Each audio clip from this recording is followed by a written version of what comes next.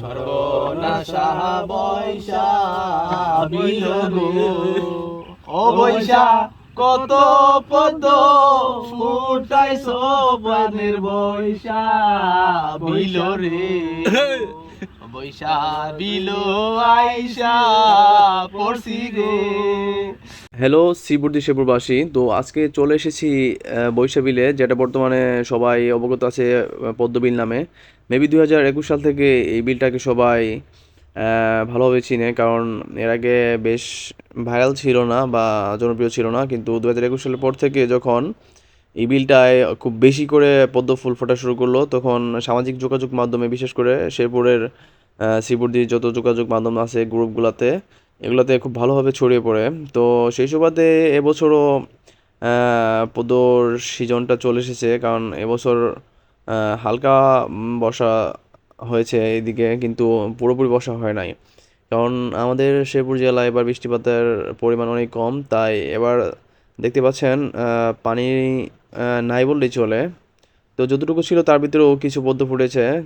বেশ কিছুদিন থেকে সামাজিক যোগাযোগ মাধ্যমে আমরা লক্ষ্য করছি যে আবার পদ্ম ফুল ফুটেছে। তো এবার নাকি একটু ভিন্নভাবে সাজানো হয়েছে।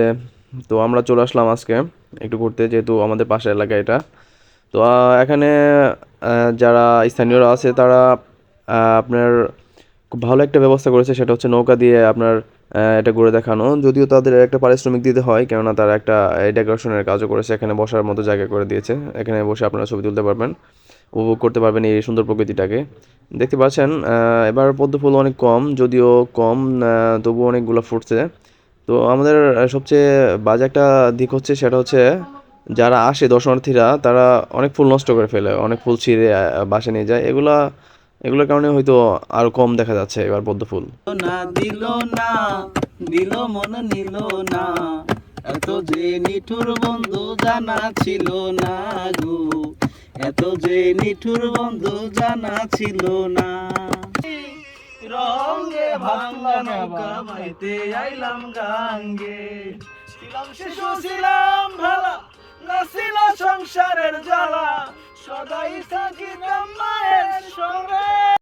তো আমরা যে জায়গাটাতে অবস্থান করছি এই এরিয়ার আশেপাশেই এবার পদ্ম ফুটেছে, শুধু এর বাইরে নাই। তো ওনারা এখানে একটা বসার জায়গা করেছে।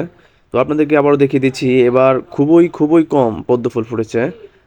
এর আগের গত বছরগুলোতে খুব ভালো পদ্ম ফুল ফুটেছিল বলে এই জায়গাটা অনেক জনপ্রিয় হয়ে উঠেছে, কিন্তু এবার একটু তুলনামূলক কম, কিন্তু উপভোগের একটা সুন্দর জায়গা এটি, দেখছেন।